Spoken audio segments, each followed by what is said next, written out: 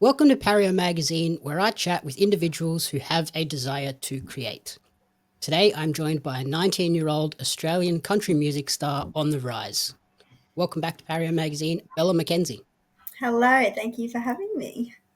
My pleasure. We're here today to chat about your journey with music, the new single Cowboy, upcoming singles as well. Before we dive into that, though, do you want to give our audience a little introduction as to who Bella is away from music?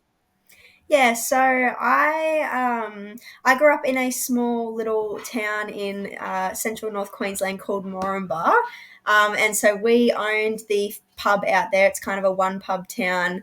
I pretty much grew up on the premises of the pub. We had a house there, and that's kind of where I grew up. And I was there till I was about 12 years old, and then we moved only 2 hours away to Mackay, which is another very small town, but a little bit bigger. And we still had the pub. So, yeah, pretty much my whole childhood, I grew up watching other musicians come through and perform every weekend at the pub. It had live music every single weekend. So I think that's kind of what sparked my love and my interest in music and performing and all that kind of thing. And when I was 12, I started songwriting. And yeah, that's kind of how I got into it.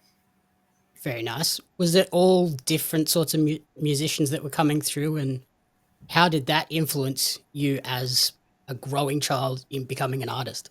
Yeah, well, I think it was pretty much every genre you could imagine that would play live music would come through that pub.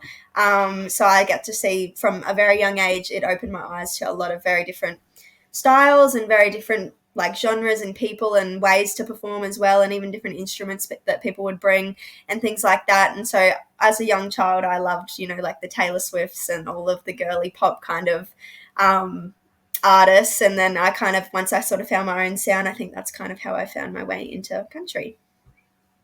What was it about country in particular that was so compelling for you? Well, I grew up pretty much in a country town, and we have my grandfather. He has or had a cattle farm in Rockhampton, which is another very small town in Queensland. And so I kind of grew up going to that cattle farm all the time. So we kind of lived that country lifestyle, and I think that as I got older and kind of resonated with the stories in country music and kind of understood the lyrics more and what the country musicians were kind of saying, I was like, hey, that's kind of how I grew up. And yeah, I think it just resonated with me the most. Okay. Yeah, because country music doesn't seem like the genre that would typically draw in a young child and teenagers and stuff. Yeah, Have you yeah. sort of noticed that changing? I think for me, because it was something that I just grew up around, my parents love country music. My whole family listens to country music because we all kind of live out in the country. It was kind of a no brainer, but yeah, I can see definitely that it's probably like I didn't have many friends in school that listened to country music or loved country music. So yeah, I'm definitely kind of an outlier in that perspective. Yeah. You mentioned Taylor Swift as an early idol. Do you think her style of music has sort of changed that ethos of country music is for not for young kids and particularly young girls, and now she's made it popular? Yeah, well, I think at the time that she was writing country music, like she signed her first publishing deal when she was like 14 or something crazy like that. So it's kind of like as a 14-year-old, she was writing 100% of her music and writing for other people. So it's kind of like she's writing about her own experiences as a teenager, and kind of it's always going to appeal to that sort of audience. So I feel like she kind of broke down the barriers that it's all men on farms and whatever that can listen to country music. And she was kind of writing about young teenager experiences and stories. And I feel like, yeah, that's kind of, that was a big turning point for country music, I feel like.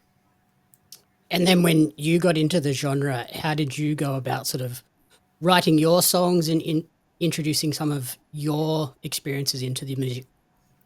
Yeah, well, I feel like for me, my, like, a lot of stuff that I was writing in the early days was just based on my personal experiences, and I started songwriting when I was 12, so I didn't have a lot of like in hindsight life experience, but I feel like at the time as a teenager, you're over like making everything so much more dramatic than it is. So I feel like I was kind of writing about, like boys in school and going out to the farm and my family and things like that. But like I'm also always been such a deep thinker as well. So I was writing about like droughts that were happening around kind of my region and things like that, things that just would appeal to, that I would relate to, but also appeal to like a country audience, I guess. So that's kind of how I started writing.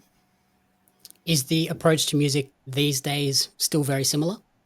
Yeah, I think so. Definitely, obviously, I use it as kind of like a healing, like, and, or it's like therapy for me to write. So I feel like most of my stories are personal experience, but I think also I have such a creative mind. So I write, you know, literally dream up a story in my head and write it, and I've not experienced it, but it might be based on something that's like a story that one of my friends have told me or something like that. So I feel like as I'm older, I kind of draw on outside experiences a little bit more as opposed to my personal life, but I still do.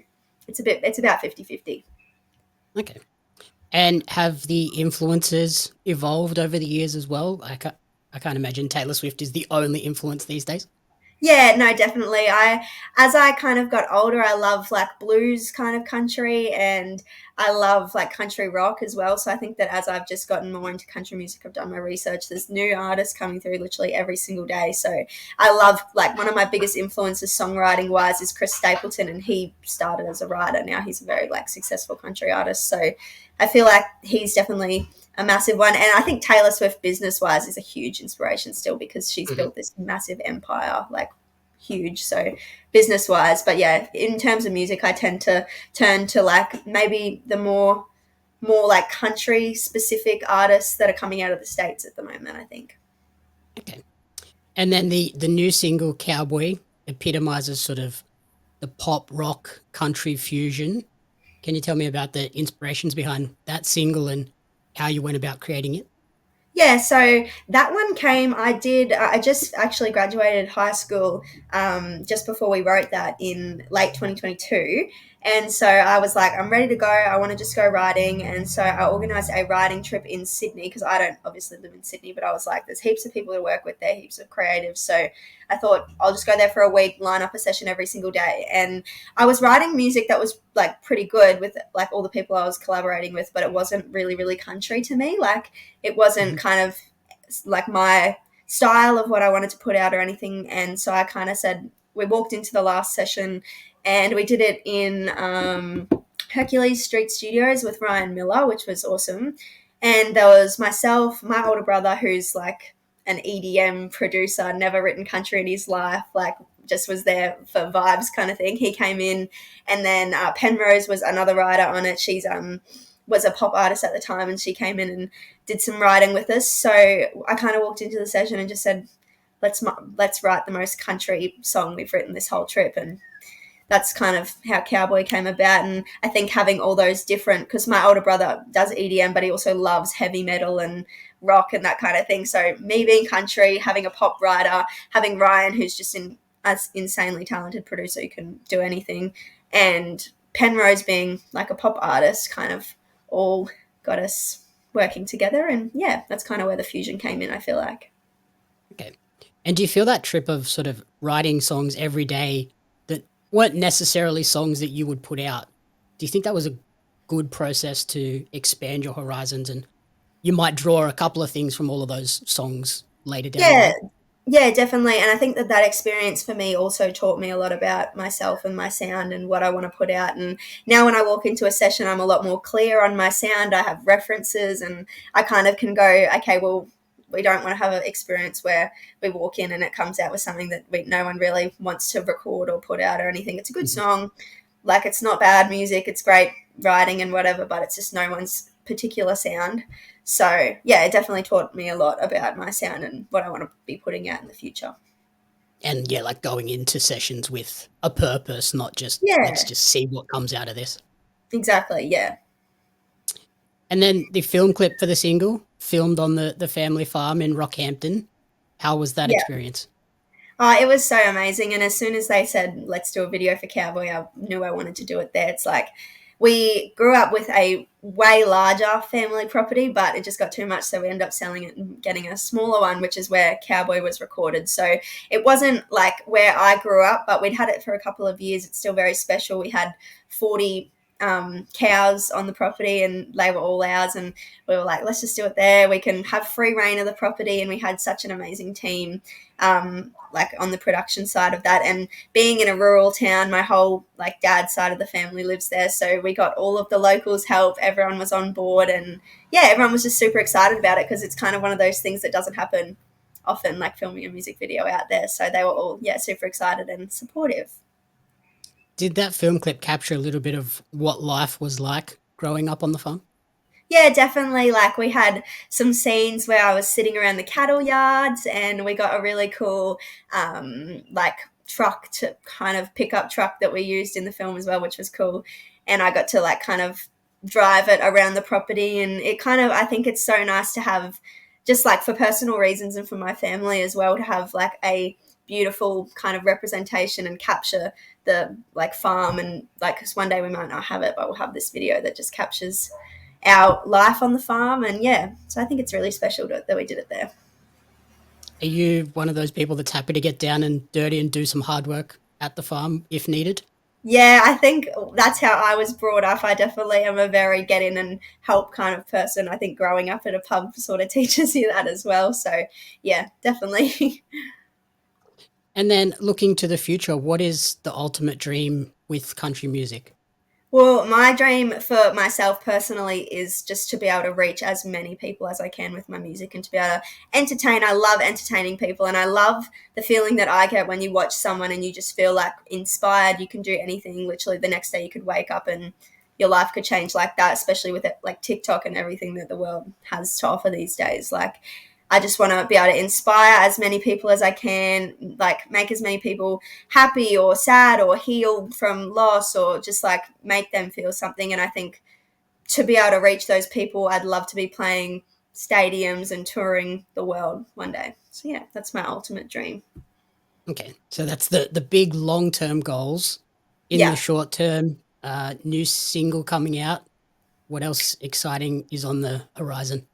Yeah, so we've definitely like been working on so much new music. I feel like this new phase of my career is so different to anything I put out before. It's way more mature, and it's way more me, way more country, which I love. So yeah, we were in the studio for a month working on songs to just go bang, bang, bang. Here's new music. So yeah, definitely excited. The new single's coming out August, or later this month now, with a US artist called Lacade. So that's my first collab as well. So I'm super excited to see how that goes and see how his audience picks it up in the States as well. So yeah, I'm super excited about that. But then yeah, after that, we've just got so much new music ready to go. So yeah. And that single is titled Wasted. So we'll Yeah. have everyone keep an eye out for that one. Yep. And then finally, so where is the best place for people to support you, track your creative journey, and keep up to date with when all this new music hits? Yeah, so all of my social handles are the same: Bella Mackenzie official, Instagram, TikTok, YouTube, all of that kind of thing. And I am very, very regular posting on there. So I love to keep everyone updated. So that's probably the best place. Perfect. And then we'll hopefully see you touring around shortly after the EP and everything. Yeah, yeah. All right. Awesome. Thank you so much for the time and good luck with everything coming up. Awesome. Thank you.